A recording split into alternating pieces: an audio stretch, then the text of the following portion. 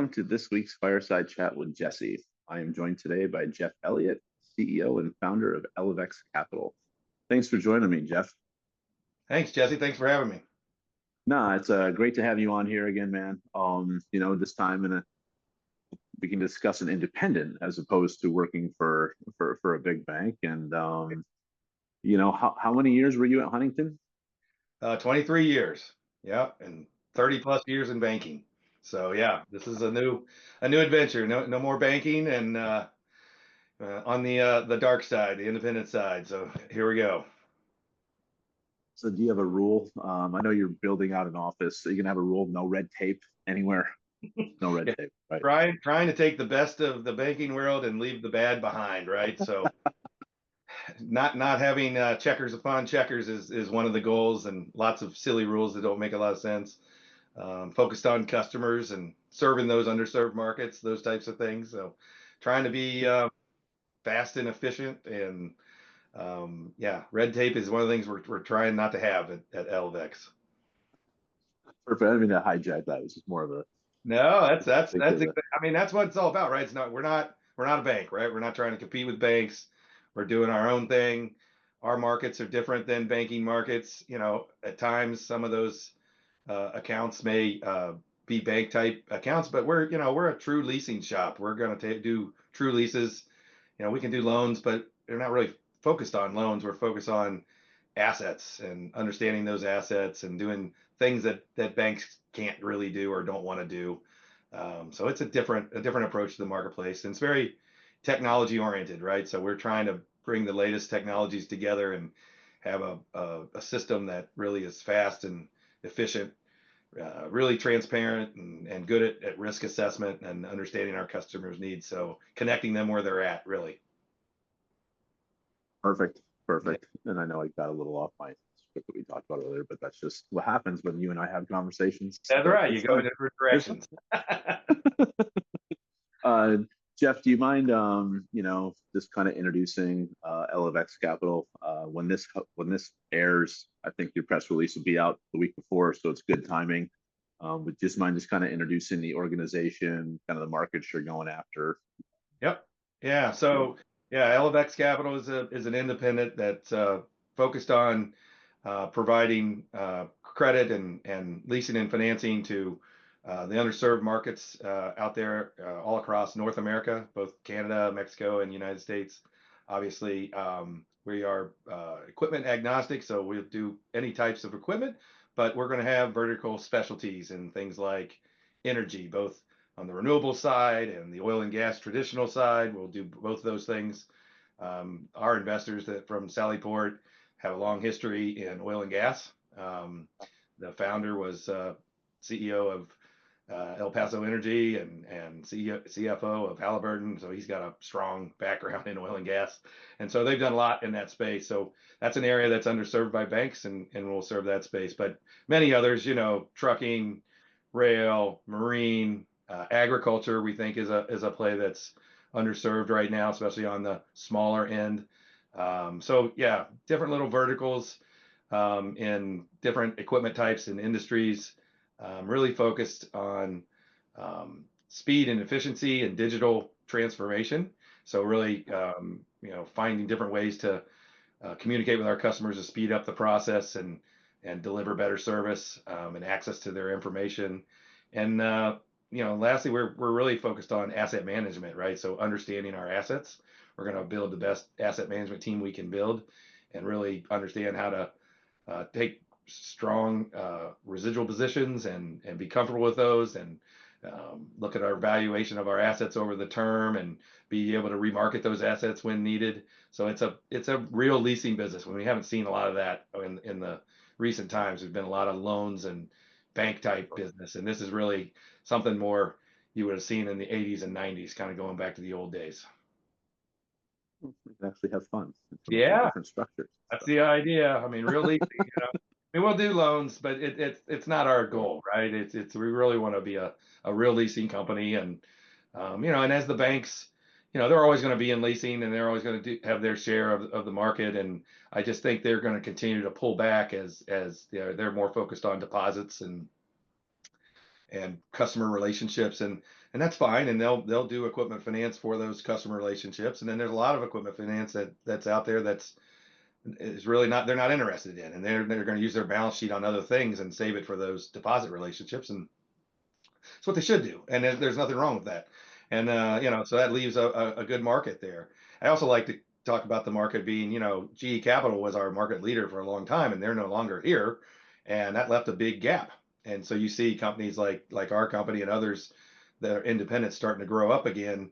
And and we go through a process, and then we sell to a bank or someone else, and those types of things. But there's a void in the marketplace, and that's what we think we can fill. Perfect. And it'll be interesting to see from a originally the asset agnostic perspective as the evolve, I guess, as your LFX evolves, trying to figure out how to not trip over those words back to back. Yeah. Of all of a sudden, it's like maybe we're not so agnostic with those assets. Well, like a good example of something that's interesting, right? So the banks are, have a lot of pressure on them to be, sustainable and in the renewables place, and not finance things like oil and gas and coal. And so, we were looking at some rail cars for coal, right? I'm fine with that because coal's in decline, but it's not going away anytime soon. And if you underwrite the situation to a certain degree, those coal cars have to be used. Someone's got to move the coal, right? Until they decide they're not going to use that plant anymore. And this plant that these cars are going to is not going to be shut down. So you got to finance it, and the banks aren't really allowed to finance it. They're not allowing themselves to finance it. So somebody's got to be there for it. Maybe it's a safe assumption to say there's not a streamline of coal cars being created anymore. No, no, yeah, and as they go out of service, they become more in demand, right? Because there's not enough of them, right? So you just gotta take a little contrarian approach, and that's what we're gonna do. Not every time, we're gonna be normal in some cases, but it's more of a contrarian approach. Same thing with like trucking right now. Trucking's struggling, right? People are struggling trucking. Well, some of the best trucking loans are made in the worst times, right? And so the guys that are around today are probably going to do well in the future. And then when everybody's doing great in trucking, you want to be careful because there's going to be a bubble. It goes like this. And so, we're not gonna be too exposed to trucking, but we're playing those markets, and it's a good area. It's a huge part of the economy, and it's a leading indicator. So we want to make sure we're always on the pulse of the economy and trying to be a little contrarian, especially towards where the banks they like to follow each other around and all do the same thing. We're going to be opposite of them, right? And hopefully we can manage the risk, right? That's the key. Can we manage the risk? We'll talk in 6 to 9 months. We'll see That's how right. the Yeah. government We can manage is. their goal. But that's where asset management comes into play, right? So you got to have strong asset managers so you can That's fantastic. remarket your collateral if you have to. So some of these the industries that you guys are going to be in or going after, ticket sizes sound like they're across the board. They are. Are you going to have a sweet spot at LVEX? Yeah, we'll probably be mostly a middle market player. We're starting out with like vendor finance and some smaller deals as we build. We want to stay diversified in our portfolio. So you see us more on the smaller end up front. And I say that, and we're looking at, rail transactions and larger deals already. But eventually we'll be known as like a middle market type player. So deals between 1 million and 10 million will be our sweet spot. As our portfolio gets larger and we access capital markets like securitization and other things, we'll have bigger and bigger hold exposures, and then we'll participate with other banks or or independent leasing companies and insurance companies and private credit. So we'll have different avenues to participate in transactions that are bigger than what we want to hold on our balance sheet. Perfect. Yeah. Perfect. And then from a location perspective, I know you're in the Cleveland area. Yeah, so Um, I'm gonna start sending out pictures of our construction of our office. We've got just signed a lease, and we got like 5,800 square feet that we're building out. So that's in Westlake, Ohio, and Westlake has been home to many leasing companies over the years. So there's a lot of good people here with good experience. So that's the operational headquarters, and then salespeople will be all over the place. And we are planning to do business in Canada and Mexico and that was my other question with the oil Puerto Rico. sands. If you guys were going to be up in Canada playing around in that market. Yeah, yeah, yeah, yeah. We've got 3 opportunities already up there, and it's interesting. And when you're in vendor, you kind of got to go where the vendors go, and a lot of vendors do Canada and US, right? And so a lot of them do even more than that. But so we're going to be trying to be helpful. We think that's another niche we can do, and do some transactions, help customers out that have cross-border operations. One of the working on an oil and gas deal, and their operations are in Mexico, right over the border, right? And um, it's interesting. They're a little worried right now because of the potential tariff on Mexico because they're manufacturing their equipment over there. But yeah, we're going to try to become experts at that so we can help customers because a lot of companies do that, right? And Sure. just a need, and it's hard for banks to get their arms around it, and we think we can do a good job there. Perfect. Perfect. And when's the completion date for the office? Uh, Tentative? Targeting March, we'll see. Things don't ever happen on time, but yeah, Hey, hopefully. it's construction, it's some software, conversions. So, it just sometimes it just goes a little bit. Yeah, yeah. I mean, there's a lot to do, but there's nothing super hard about building out an office, right? They got to demo it, and then they tear down the walls and the ceiling and the floor, right? And then they build up new walls and put things together in the way we want them. It's kind of fun. We'll have a big executive conference room to have people in, investors and equity investors and debt investors. We'll have a trading room for our capital markets group that'll be buying and selling transactions for our portfolio. So that'll be kind of fun for people to see. We'll have a credit area where the credit teams meet, and we have our weekly meetings and do all of our underwritings, and then operations and accounting and booking and funding and all that type of stuff. So yeah, it'll be a fun place. So we got a big kitchen planned. You know me, I'm into food, so we'll be able to have some employee entertainment there Are you a lot of Blackstone in there or no? No Blackstone probably in no a, black. in a commercial pop? No, no. Yeah, we got a stove though, so we'll be able to cook. I'm doing one of those, no flame stoves, but yeah, so it'll be fun. It's like, how'd the first week go? I don't know. Ask us in a month when we're allowed back in. The Yeah, sprinklers went off. yeah, So, Jeff, how'd you come up with the name Elevex? yeah. So we hired a branding firm to help us with building out the logo and the name, and they interviewed me about what's important for Elevex to be, and so things like you know, differentiating ourselves in the commercial equipment finance space, executing on our promises, trustworthy. And we got so they when they did that interview, they came back with a list of names, and we did this like 3 times, right, and kept narrowing it down. They're a general company, so that a lot of the names had like bank or trust in it. Can't use those kind of names when you're not a bank or a trust, so had to eliminate them. Those were good. They were good names, right? They felt like a financial company, and there were a couple names that stood out. Elevex was one. Another one was called Kickplate, which I thought was really interesting. That is the thing on the back of the shovel you put your foot on. That's the Oh, kick. Yeah, and it was a cool name. I almost went with that one, but yeah, when I was awake one night in the middle of the night, and I was starting to think about it, and one of my friends is a rock wall climber, and we were talking about El Capitan and that Elevex name, and the word that's obviously got my name in it with the EL. see, I think this is a long-winded story of where it was like, hey, But it sounds really, like what it Elliott. stands for is the L part stands for elevate, so trying to elevate the industry, and the X part Or stands for execute, right? So it's two things put together. It's a made up word, but that's what it stands for, and then you just throw capital with it, and then I think a nickname of El Cap was fun, right? So just that it kind of stuck, and it kind of rang home to what we're trying to do. Does have a little bit of my name in it, so what the heck? I'm just busting on you. I just but That's when you fun. when you first told me, I was like, I see what you did there, and you're like, no, no, no, no, no. I have a backstory. I'm like, It's true. It is a double. It certainly is a double. I was selfishly liked it because it does have my name in it, but it also has a backstory. It was supposed to be about elevating and executing. So yeah. that's And a then story. I saw your logo for the first time a couple weeks ago. Well done with the Yeah, L cap. pretty cool. Yeah, Yeah, yeah. I like the logo a lot, and I've been starting to work on promotional materials, Yetis and vests and those hats, and it looks really good. So the colors are cool.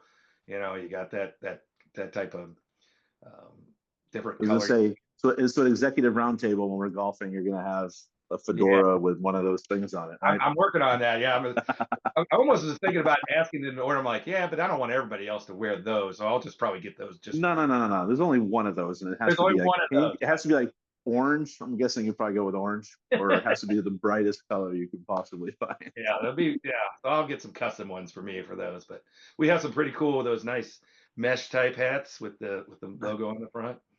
Yeah, so it'll Nice, be good. And some toys nice. like phone chargers, and I don't know. My guy's got some good ideas on some stuff.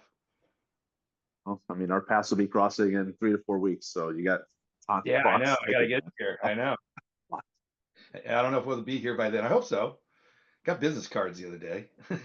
So, I know this is a relatively new announcement. I mean, it'll just be coming out by the time. I mean, it'll be Yeah, out for a week officially. I mean, I've seen a few people that you've hired. Congratulations on some yeah. of those assets that I've worked with in the past. Great people. Mhm. What has been the reception from the industry, Jeff, to this new Oh, venture? yeah. It's a little bit overwhelming. We haven't really announced much, but as people find out about it, they're calling me and they wanna they want to do transactions and partner with us on different things. There's a lot of need in the marketplace. You know, there's just huge interest in what we're doing.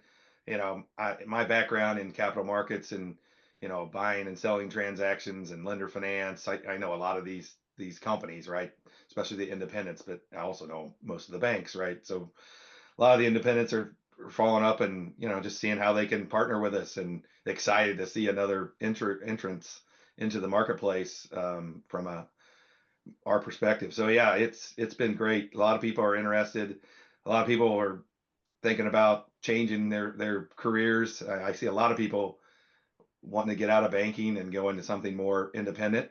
So you get some of those people, and so it's an interesting time. I think the landscape's changing, right? And so with regulations on banks and deposit focus, it's different world there. So I think independent stories are like Elevex are going to have some traction. Do you think with the new regime that just went into office that that pendulum will swing back to the way it was before? I'm just more of a curiosity question. Yeah, I've got a pretty um, one-sided opinion on that, and I'll just It's okay. Just more of a curiosity. Like, no, I'm happy to say it. I've said it before. I think office. I'm building one right now. I think it's hugely important, and especially for the new people in a company, right? So you need a culture and you need a place for people to work together. And so I don't think the banks are wrong in trying to figure that out. Where I think they're missing the boat is they don't have good functional offices, right? And they don't. It's about filling an office tower downtown where there's nothing. It's a food desert. There's nothing to eat, right? Or well, these people have been at home and they have two monitors and they have their own Wi-Fi and it's yeah, just faster and and it's more efficient. Yeah. like you go to these big offices and there's no coffee and there's no paper and there's nobody there. It just they've brought it down to such a low functionality that your home office is more functional than an office. It shouldn't be that way. So if they really want people to work together in an office, first of all, you got to get people that do work together. Sure, Just because sure. they're in the same city doesn't mean that they work together. They work for a big company.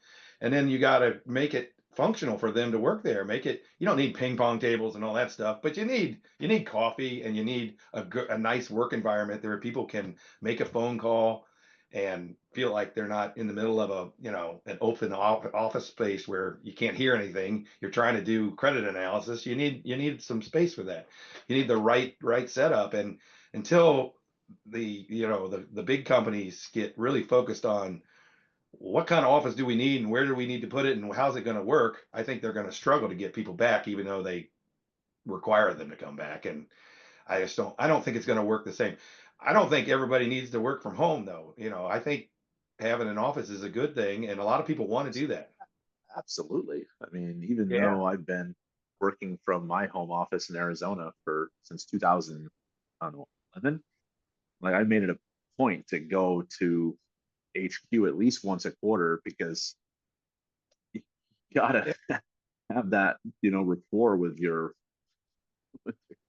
Yeah, you do. You need to have that report, and you need to get face to face. So, while our Yeah, office is being built out, I'm having meetings at restaurants and things like that, and the country. Starbucks is like, go, go. You're too Yeah, loud, sir. Get out of here. yeah. Quit talking leasing over there. But yeah, so you just do what you can do. But it'll be great when we get the office up together. So I think it's a blended approach. And before COVID, they were almost wouldn't let you have a place in the office, and they were booting people out. And now they're begging people to come back. It's like they need a fine medium of making it nice, make people want to be there, Yeah. and have it set up right for you to do business, and people will come.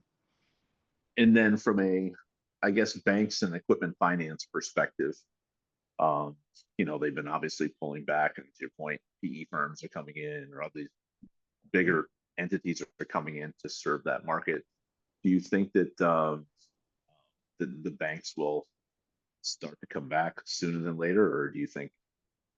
I'm sure it's I inevitable, but I think you'll see an up and down with the banks.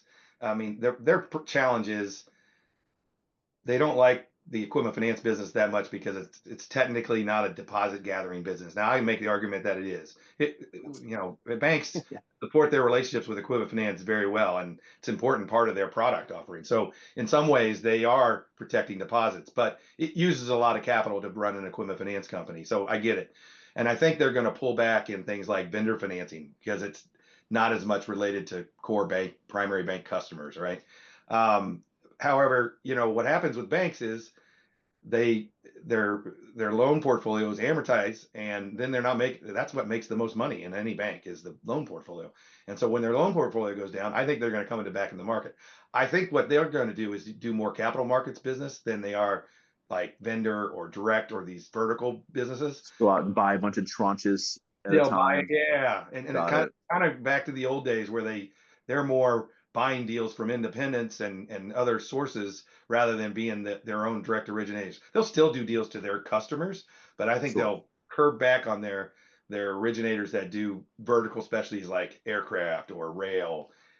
Things like vendor finance, I think is definitely one. It's hard for them to do all the compliance and the things you need to do to run those businesses, and so they struggle, And so I think they're always going to be a big player in the marketplace, but I think they're going to be more of a funding source rather than a direct originator in these transactions. So I think I've known you. I mean, this is my 20th year, and I think I've probably got to know you relatively early, and I Yeah, know your sense of your entrepreneurial spirit, I guess, yeah. if that makes sense.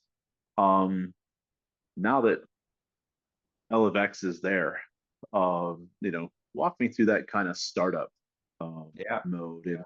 In 23 years at a bank and 30 years in banking, you always had a guy for that. Now you're the guy. Now I'm the guy. Yeah, I'm feeling that right now. Yeah, I'm the guy. Today I was, going over benefits with new hires. I always had HR, it's fantastic. HR. I'm picking out tile in the bathrooms. Yeah, you know, ordering paper. Everything. Rarely do I get to like work on a lease deal. That would be nice, but I'm doing all kinds of other stuff. So yeah, that's. But I find that it's fun. Most of it's fun, right? Not all of it, but most of it's fun. Um, One of the things I did in my career was lender finance. So I financed a lot of independent leasing companies. So I saw them operate a lot, right? And we audited them, and we sat in their offices, and they have a lot of fun, right? Because even though they're borrowing from banks and they've got responsibilities of reporting to banks and auditors and so much, they have a lot of more entrepreneurial freedom to go out and do creative transactions. So, and that's what I'm looking forward to do. Some of the rules you have at a bank are important because you need to protect the depositor's money, but it restricts you from doing things. So, I can do things like I can own companies, or I can own real estate. I can do different types of things that banks aren't allowed to do, and we will. We're going to do those types of things. And so it's really not even apples to oranges. It's totally different, right? It's we're in a different world, and can do much more equity driven things, and be more creative in our structuring, and it's a huge marketplace when you think of it that way. So that's what I'm looking forward to. But it's also fun. Another thing is I like I'm hiring people here locally close to where I live. I'm using people that I know to do stuff like the glass in our buildings. One of my Oh, golfing buddies, the guy's making my promotional materials is a good friend of mine. My real estate guy was one of my good buddies. All these different things. I get to use people I know. My insurance guy is a good friend of mine. So, sure, using people that you know and trust, and you get to work, you become more part of the community, and that's kind of fun. sure. And you've been in the industry for 30 years, so it's almost like those people that have probably been along your side the entire time, and it's like, huh, yeah, yeah, no, wait, the bank's making you go back to the office. Come on, Yeah. I got, Yeah, I got it. Right. Yeah. I got something for you. Yeah. I know it's also fun. I'm reaching out to a lot of the people that helped me along the way, and getting them to either consult with us formally or be advisors to the business. And we're going to have a advisory board, and I'm going to bring some of the super experienced people that you all know, and we'll get them together at some point, and help us, keep building and controlling the organization so we're on the right path all the time. So that's fun. And I love talking to all those people that taught me the business, and that's great. No, that's fantastic. And then I know from a technology perspective, as a startup, typically people are trying to say, no, no, no, no, we'll invest in technology as we start to bring on a book so we can justify why we're spending all this stuff. And you guys basically, you have a clean slate and you're investing in those systems up front. So that's a different approach. Do you mind just kind of talking about that, Jeff? Yeah.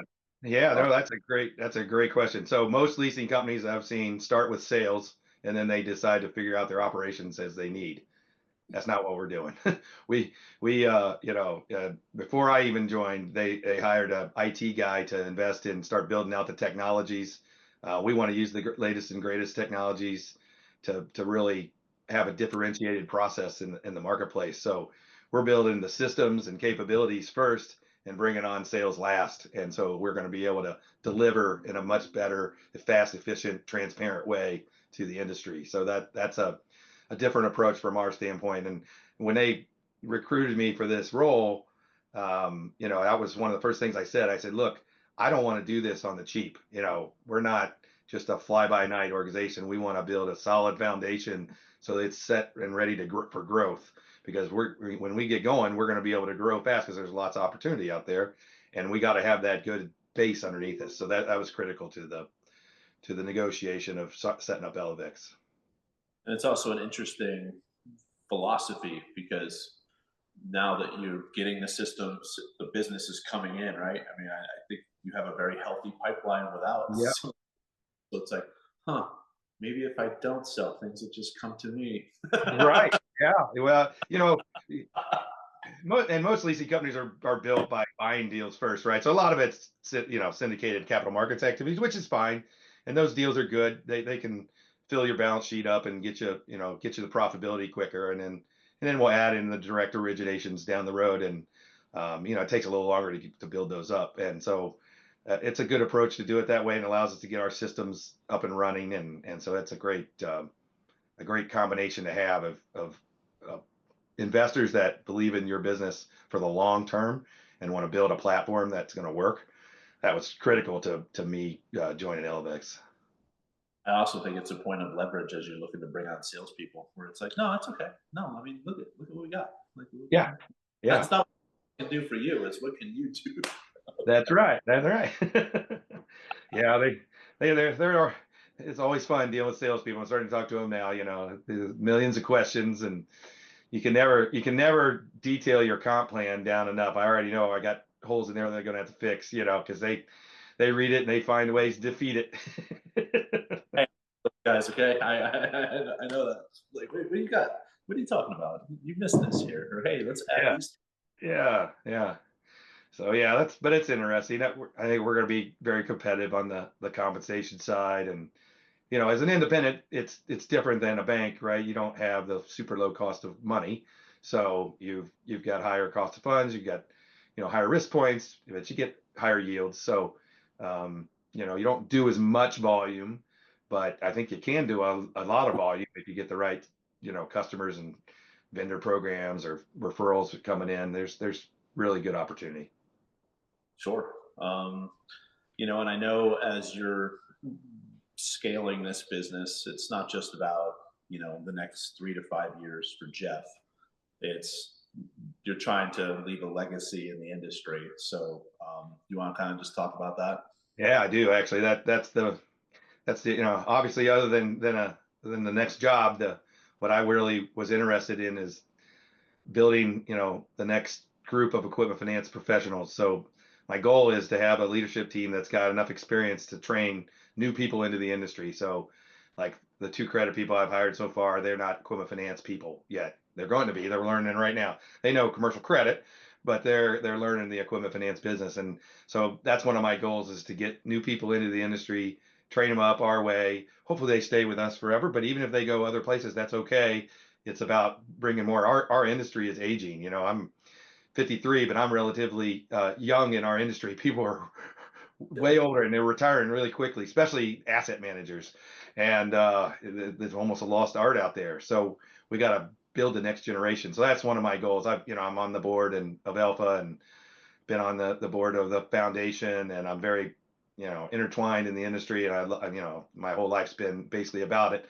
And that's kind of something I want to do for the industry, is keep it going and build the next group. So we're going to do lots of training, and we get the office up and running. We're going to have sessions like going through our master lease, every paragraph, and why is this here, and what do we use this for, and what's acceptable to change and what's not acceptable to change, and really understanding and driving people towards getting their CLFP and those types of things. I think it's a big point for us to educate the industry and get the best people out there talking to customers, and gives the industry a great reputation. So that's a big focus of mine. Perfect. And I know you do enough campus to careers, events. So you just have to make sure you have like your business card with like some internship requests. Yeah, I already got two interns that want to come next summer. Yeah, I already got, because I just did one down at Miami, and then I ran into a guy that actually As long as it's Miami, right? Not Ohio State. Is that the rule? That's right. Right. Yeah. Yeah. None of those guys. No, that we'll take anybody that's interested in equipment finance and that's smart and eager and entrepreneurial. They can come learn the business with us. That'll be fun. Yeah. I'm going to do that every year. I'm going to try to have, well, quite honestly, I'm going to try to have interns all year round, right? If they want to come during the winter time, they can. And I think that's always just fun to have. And there'll be plenty of work to do. When you run credit scoring shop, which part of our business is, there's tons of deals to work on, right? So you've always got something. No, 100%. And I know we're getting up to time here. So what are your goals, I guess, for 2025? Like from a like headcount, volume? I mean, do you have all these? Yeah, we do. Yeah. So, we've got a fairly modest budget. They didn't want to put one out there that we couldn't hit. So I'm hoping to do around 500 million of volume in the first year. Our budget's much less than that, but that's kind of my goal. Get us up to profitability as soon as possible, and then go into a secondary equity offering, and keep growing our balance sheet. So we need to keep growing our balance sheet so we can do large ticket and larger deals. We're kind of keeping it on the smaller end now to make sure we have diversification in our portfolio. So yeah, to get the business up to profitability, get a level portfolio that's diversified, really start to build out our capital markets capabilities. And so everybody knows who we are, what we do, what deals we like to hold, what deals we like to sell, and build that trading business. Part of what we're going to do is we've got our own balance sheet. We'll hold our own deals, but we're also going to sell transactions and fund ourselves, and buy transactions from others and pool them in different things. And so that's a big part of what we're going to build. So I'd like to get that solidified by year end and be known in the marketplace as, one of the first places to call if you've got a portfolio, or, if a bank's wanting to downsize their equipment finance company and sell off some of it, we'd look at that, right? And help finance that. And then, beyond that, it's building up and getting to the capital markets so that we've got securitization capability, different funding channels, and then investing in more and more in the niche businesses. One of the things we're focused on, we're technology focused, is embedded finance and then Internet of Things. And so we think there's a play on utilization type structures. So instead of charging just flat lease payments, you charge lease payments by the mile or by the hour, usage based financing. Something banks don't even want to have anything to do with. They aren't even allowed to do it. We want to be in that space, right? And so you need systems to be able to track all that and connect with your equipment. But that's real leasing type stuff, right? And that's where we're going. So you're going to see us in total different businesses that you wouldn't think equipment finance. It's certainly not banks are in. It's total different markets. That'd be neat, and I'm excited to see that that trading. Yeah, floor. yeah, the trading floor can be fun. Yeah, That- these guys. That's so. When we bring people in, most of them are going to start in credit, right? And then they'll quickly promote. They can stay in credit, or they could go into sales, or they could go into capital markets. A lot of them are going to want to go into capital markets. That's going to be a fun room, calling leasing companies, calling banks, understanding what's for sale, what's not for sale, or what they want to buy, back and forth, and just trading our assets. And it's just going to be a fun environment. I mean, I've done that my whole life, and it's great. And then we're going to have technology to make it easier, right? Like we're going to use AI to compare lease documents. So if Bank A sends me a deal, we're going to have Bank A's core document, and we're going to say, hey, AI, compare this deal to their core document. And it's going to tell us what's different, right? Is the late charge $25 or $5 or, that type of thing. And then we're going to have it read that new deal against our standards. And then what's different than what we have. And then it's going to produce a report. I would pay, an attorney 10 grand for that, right? Well, now we're going to use AI and do it like this, right? No, we can't say that. We have a mutual friend that doesn't We want to do. hear it. Doesn't want to hear it. Yeah, we're trying not to put those guys out of business, but in a way, a little bit. We'll always need attorneys for certain things because you got to negotiate points. But reviewing documents is not one of them that we're going to do a ton of, right? That's fair. It's fair. I'll just make sure I clip that out and just send Yeah. it. Or send him that specifically. I'm paying him right now, so don't worry about it. He's making enough money. Yeah. And then it sounds to me like your numbers might be a little low. It's like you're using a Jesse handicap situation in golf, right? Sally Port might have to boost them up a little bit. Right. Yeah. Well, I like to set realistic budgets and then high stretch goals, so I'm kind of, hopefully we land somewhere in between, right? Exceed budget. It's my golf game, Jeff. Yeah, your handicap's coming way down. Well, what'll be now that you're for an independent, not a bank, we'll have to see what your handicap does. Right. Yeah. I don't know if I'm going to play that much golf this year. I know I already bowed out of some things already, so we'll see. Now, I'm not giving the stereotype that all bankers do is golf all day. Okay, let's calm down, people. But yeah. Yeah. Golf is maybe a forgotten thing for me this year, but we'll see. I'm sure I'll get out some. Well, and then they have the new golf simulator league that I somehow stumble. I'm like, come on, people! But you're already an expert on that, so I got that going already. Yeah, those guys are coming over tomorrow. Awesome, Jeff.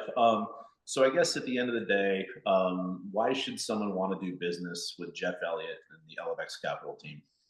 Yeah, so we're going to be a very transparent, honest, and flexible organization that gets things done quickly. So, if it's a deal we can do, we're gonna tell you quickly. If we can't do it, we're also going to tell you quickly, and we're going to be connected to virtually everybody we can in the industry. So, if we're not the right player, we're going to be able to help you get it to the right funding source or player that can do that kind of transaction. So that's why you want to do business with us. We're going to be really fast and efficient and knowledgeable about the space.